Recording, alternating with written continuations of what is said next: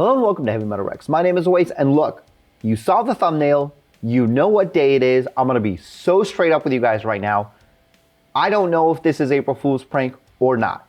I'm not pranking you this year. I know I did last year because the whole, I saw my WRX and I considered doing that, but then this came up and I have to talk about this because this is genuinely interesting information. I woke up 2 days ago to a ton of messages. Thank you, Patrick and Joe. People sent me this article from a California Subaru dealership, Subaru of Ontario. And I'm gonna preface this by saying I've called them 3 times today and actually finally spoke to a salesperson who did see this article on their page, kind of went through it and did not understand why it was there. I asked a couple of other people from other dealerships if they had seen anything like this. They were also unaware.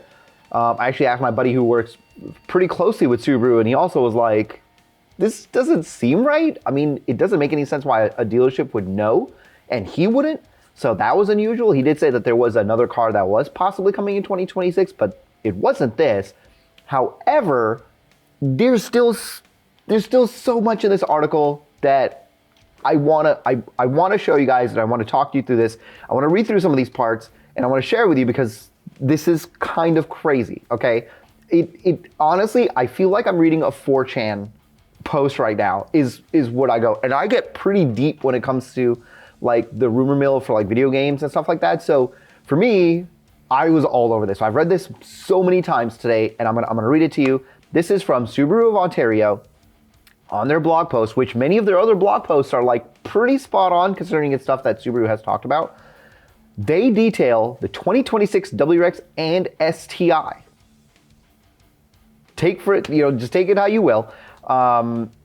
This is, the WRX part is interesting, but the STI is obviously the part that we care about. But we're gonna talk about the WRX. So I'm just gonna read through this with you guys. Design evolution. The 2026 WRX STI exterior design is form and function more than just visual drama, which is a weird way to say that considering the WRX did have a lot of drama with the way it looked. The WRX gets a wide body treatment now with subtle bodywork changes for better airflow. The front fascia has new air intakes for better cooling and reduced lift at high speed. What? The STI has more aggressive changes, a new front splitter, side canards, and reprofiled rear diffuser. All of it. All of it is just ridiculous. Both cars get new LED lighting clusters, lighter wheels, and STI comes with forged aluminum 19-inch wheels as standard. Not really surprising. That has happened. Forged wheels have been on the STI in the past. So to me, this sounds so far very realistic. And if we remember, the WRX does every now and then, halfway through its life cycle, does get physical changes to the body.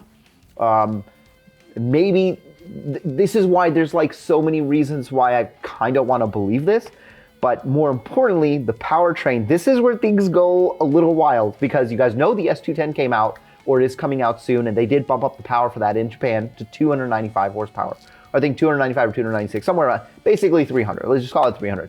So here they're saying the 2026 retains the same 2.4 FA24 engine that we already have, but it has been tuned. They tuned the turbocharger for more mid-range torque and better throttle response. Power is now up to 290 horsepower, 295 pound-foot of torque. Again, very close to what the S210 is, which made me think oh, okay, this could possibly be, but as far as I know, the WRX has never changed in power midway through its life cycle. I don't know if that's happened.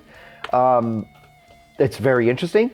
Now the STI, after a brief absence, the 2026 Subaru STI is back with a new 2.4 liter engine, making around 345 horsepower, 330 pound-foot torque. What the hell is that? That just doesn't make any sense. I mean, it's basically an intake and an exhaust with the torque kept down. It's not just about numbers, but torque distribution, thermal efficiency, and high load performance. Both cars retain the all-wheel drive system, blah, blah, blah. STI has a revised center diff with torque vectoring and electronically controlled yaw management. This precise control of torque between the axles and individual wheels for give better control, better cornering balance, and more predictable, whatever. DCCD, just call it what it is. Drivetrain. Not much here has changed. Subaru is still about driver engagement. Both cars come standard with a 6-speed The WRX does have the SPT, which they still acknowledge that is there. STI is manual only. Obviously, when one does come out, that is what I expect. Not much has changed there. Both cars now get a variable drive mode selection, which is really interesting because only the SPT has it on the WRX, and the STI did have it in the SI drive mode, which I assume that's what they're referring to here. That's really not new. This part is a little bit new. Biggest mechanical upgrades for 2026 are the suspension. The WRX gets revised dampers and reinforced control arms for the front for better road compliance without sacrificing cornering sharpness. Overall chassis stiffness is up another 14% above the, whatever it was, like 46 or 74% when the WRX first switched over to the global platform. Very interesting.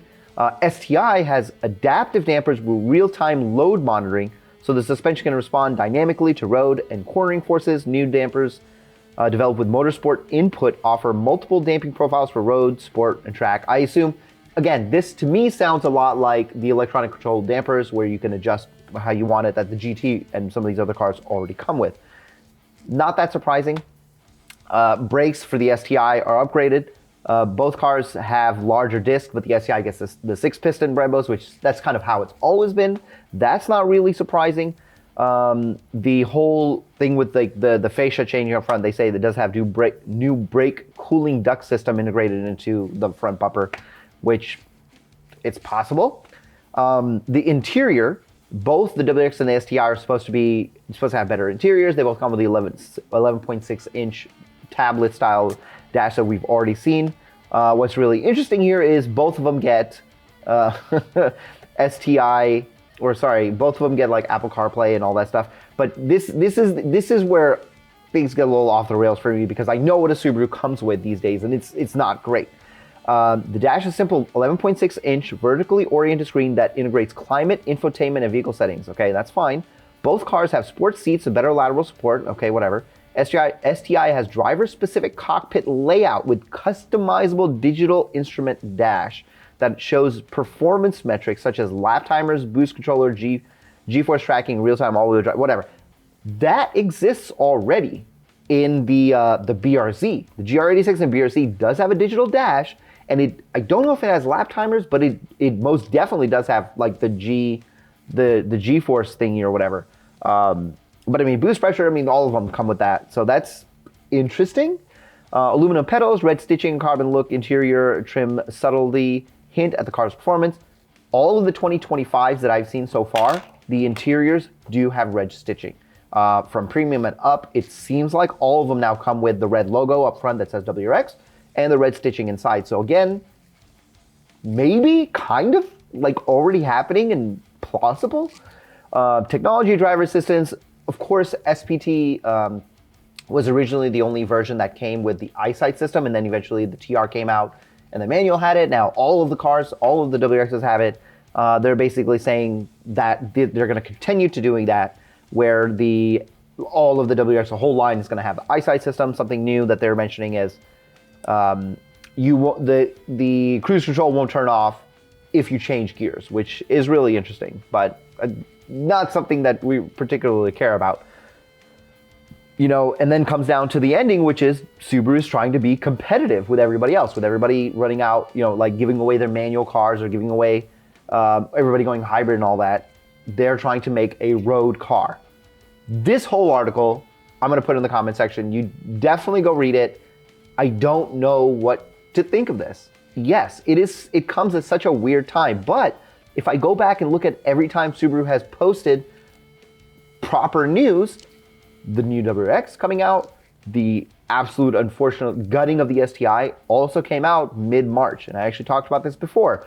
Mid-March is generally where Subaru drops big news and also starts releasing the cars. So we should actually start seeing 2025 WRX TSs here in the wild very shortly. It does kind of all fit together time-wise, but at the same time, tomorrow is April Fool's Day. There's just going to be so much crap on the internet. But the fact that this was posted March 19th and now this was also a hint for me.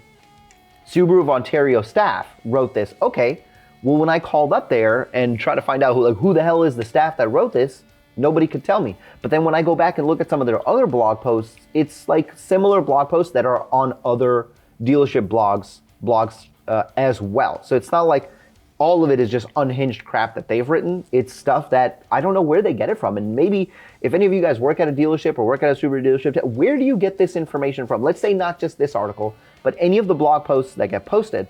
I mean, there's all kinds of crap like, like get the new Ascent, or, what makes a hybrid great, or, how do you take care of your EJ or EJ or your engine?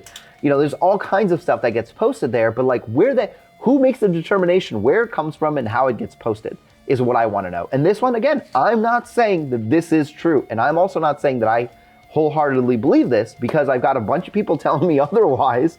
And the fact that literally nobody else is talking about this is probably not true, but I'm not going to ignore it. I'm still going to read it. We're still going to talk about it, because just mind-blowing amount of information there. Let me know, have you guys heard anything? Have you guys seen anything? Have you guys seen this article anywhere else? Have you seen this article? Tell me what you guys think. This is wild. I don't think anything's gonna come from it, but like I said, I kept reading it over and over again, and all I could think of was like, what the hell is this? This is crazy. Anyway, I hope you guys enjoyed this video. And again, I'm sorry for dropping this on April Fool's Day. I had another video I was gonna do. I'm probably still gonna release it later in the week. I don't know. I may not even do it. Last year, people really did not like that. I did that video where I said I sold my car and my daughter bought a Bugatti. Well, this year she got a Jeep for Christmas, like an actual thing runs like 8 miles per hour. Like, it's actually proper quick. And I was gonna do a video on that, but this just seemed like way more important thing to talk about. But anyway, I hope you guys enjoyed the video. I hope you don't hate me this year. I'm so sorry. I will see you in the next one.